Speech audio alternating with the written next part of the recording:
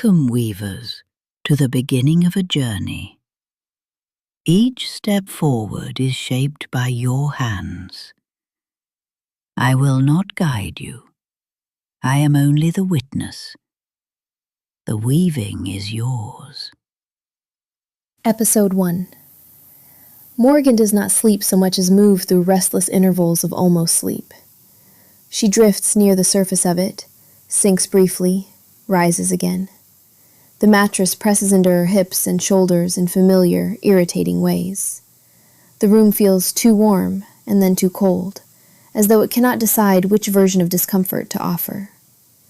The room breathes around her in mechanical sighs, the refrigerator clicking alive, pipes ticking behind the walls, cars driving on the wet pavement outside her window. Silence is never truly silent. Every time sleep begins to claim her, something inside her tightens, subtle but unmistakable, like a belt pulled past its tolerance. It always happens in the narrow seam between waking and dreaming, when the room still belongs to her, but her thoughts begin slipping their boundaries. A pressure gathers behind her ribs. Not panic. Not yet. Recognition for what comes next. Because she knows what awaits. The nightmare has followed her for as long as she can remember. It never changes or softens around the edges. Not once. A gray expanse stretches endlessly in all directions. There is no sky she can identify, no horizon by which to orient herself. It is not darkness exactly. It is absence, as though the world has been erased and only the faintest outline remains. The air feels heavy and stale, as if it has already been breathed by something unseen. And in the distance, movement. The figures. At first, they appear as distortions in the gray, subtle interruptions in the uniform emptiness. Gradually, they take shape. Shoulders, arms, legs aligned in quiet formation. They do not run. They do not rush. They simply advance. The closer they come, the more painfully ordinary and yet terrifying they appear. Human in shape, but no face. Blank. Completely blank. That is the part that unsettles her most. Where eyes should be, there is smooth skin. Where mouths should open, there is nothing. No indentation, no expression, no sign of individuality, as though someone has sculpted them and abandoned the details. Average height, average posture, neutral clothing in shades the mind refuses to retain. The kind of people you pass in a grocery store and forget before you reach the parking lot. Except she never forgets them. One always stands slightly ahead of the others. She imagines this is their leader. Its head is always slightly tilted, as if it is curious about her. In the dream she tries, every time, to see that one clearly. There is something familiar in the tilt of its head, in the angle of its shoulders, a shape she recognizes without knowing why. And just before they reach her, she hears it, a ticking, slow, measured, patient. It is not loud, it does not echo, it simply exists, steady and certain, as though something nearby keeps time, or counts down. She tries to move and finds she cannot. Her body feels anchored in place, unresponsive to command. She tries to scream, but no sound comes. Panic ignites all at once, bright and suffocating, as the faceless figures lift their hands toward her. And just before they touch her, she jolts awake with a sharp inhale. The ticking is gone. Her bedroom is empty, but the air feels disturbed, as though something almost steps through. She lies there staring at the ceiling until its familiar shape settles her breathing. Finally, reluctantly, she turns her head toward the clock on her nightstand. 3:33 a.m. Ugh, it is always 3:33 a.m. Her therapist calls them night terrors and suggests a dream journal, track patterns, search for meaning, a clinical solution for something that feels anything but clinical. How does one document nuance when the terror is identical every time? She pulls a pillow over her head and tries again. Her mind wanders in small, pointless circles. Tomorrow's shift, the register that sticks, the way Jade always leaves her mug in the break room sink like it will clean itself. Nothing dramatic, nothing useful, just noise. When the alarm sounds at 6:30, it feels less like a wake-up call and more like a punishment for a crime she does not remember committing. Morgan silences it and remains on her back for a moment, staring upward as though waiting for some invisible cue to get up. Her body feels heavy, sore, sluggish, like it has been carrying something without her permission. Her apartment greets her the way it always does, quietly and without expectation. A faded beige sofa presses against the wall, a small coffee table layered in unopened mail. A rickety old bookshelf that lists slightly to the side stands watch in the corner of the room. Overflowing with dog-eared fantasy novels of far-off worlds, daring adventures, lives lived loudly and with purpose. The floor is cold beneath her feet as she slowly meanders to the bathroom while scanning the room for her slippers. No luck. In the bathroom mirror, her reflection regards her with unflinching honesty. "Wow," she mutters softly. "I look like hell." She brushes her teeth, then her thick, long, mousy brown hair, tying it back in a low ponytail at the base of her neck. She touches the bruise-colored shadows beneath her eyes and decides no concealer is going to win that battle today. She dresses without much thought. An oversized gray sweater, worn black jeans, sneakers that have seen better days. Clothes that neither invite nor attract attention. In the kitchenette, the faucet coughs and sputters before settling into a steady stream. She fills the kettle and sets it on the stove. While it heats, she leans against the counter and closes her eyes for just a moment, wondering if she is too old to run away and start over somewhere no one knows her name. The whistle that follows is loud and insistent. It quickly snaps her back to her reality. She pours coffee into her favorite mug. Fueling questionable life choices. A gift from Jade. The coffee smells better than it will taste. She inhales anyway, then sighs. A splash of milk. "Crap, too much," she says. She watches the color soften to a disappointing hue. She does not add sugar. She used to. She stopped at some point, trying to be healthy. She misses it. She wraps her hands around the mug and stands there longer than necessary, letting the warmth settle into her palms. Soon the day will begin asking things of her. For now, this is enough. A short time later, too short, she makes her way to the door. She checks her reflection in the narrow entry mirror. Piercing blue eyes stare back, alert but tired. She smooths her sweater, tucks a stray lock of hair behind her ear, and puts on her jacket. "Good enough," she says with a shrug. Outside, the morning air is sharp and bracing. She locks the door, checks it again, then slips her keys into her pocket. She wonders, not for the first time, if this is just how it goes. Not misery, not happiness, just a constant low-grade exhaustion that never quite earns a reason. Summer's office supply is close enough to walk. She has worked here for 3 years, promising herself it is temporary. Temporary, she discovers, stretches indefinitely if you let it. The city passes in pieces, half-awake faces, cracked pavement, buses hissing past, strangers' eyes sliding over her like she is part of the street. Everyone folded inward, moving through their own quiet urgency. As she walks, She replays her latest book in her head. Quests, danger, heroes who make choices that matter. For a few stolen moments, she lets herself imagine living loudly.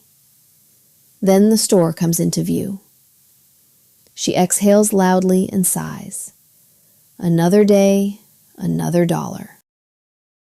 The bell chimes as Morgan steps inside, and the familiar scent of paper and toner wraps around her like something mildly sedative.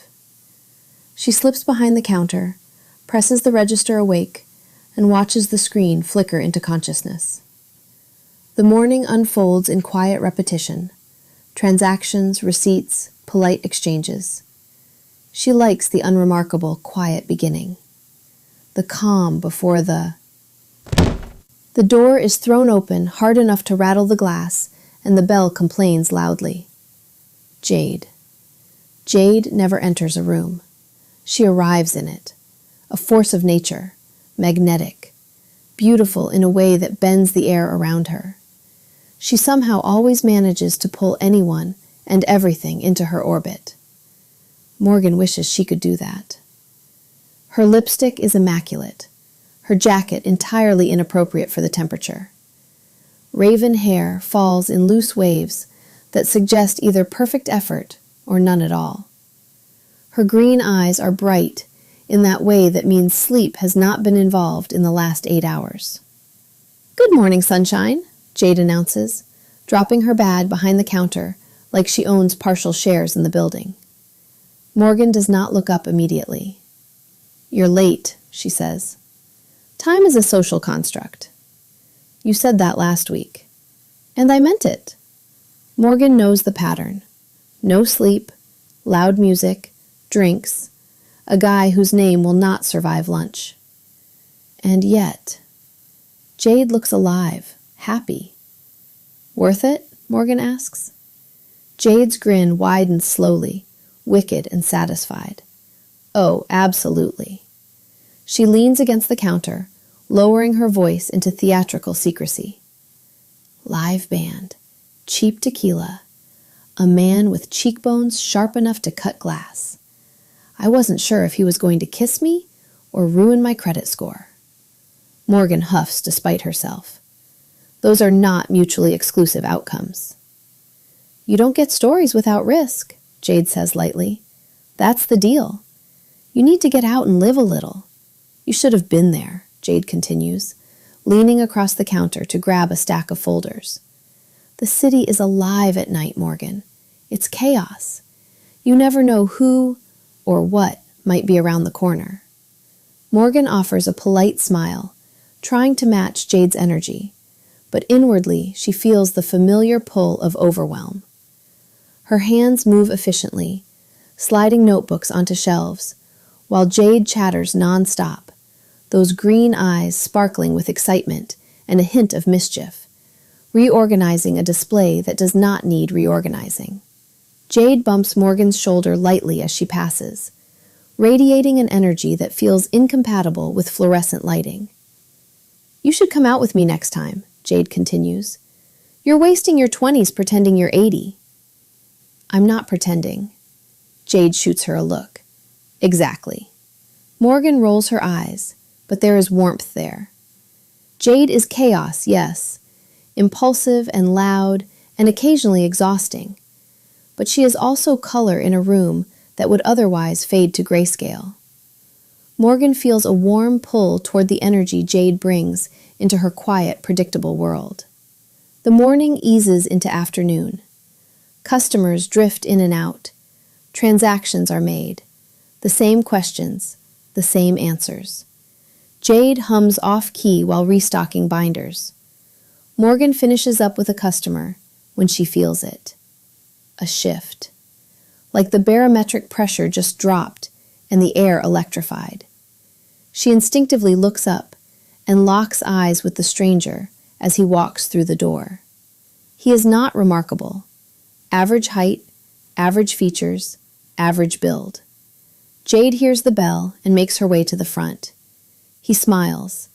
It does not reach his eyes. "Can I help you?" Jade calls lightly, already smiling, as she walks toward him.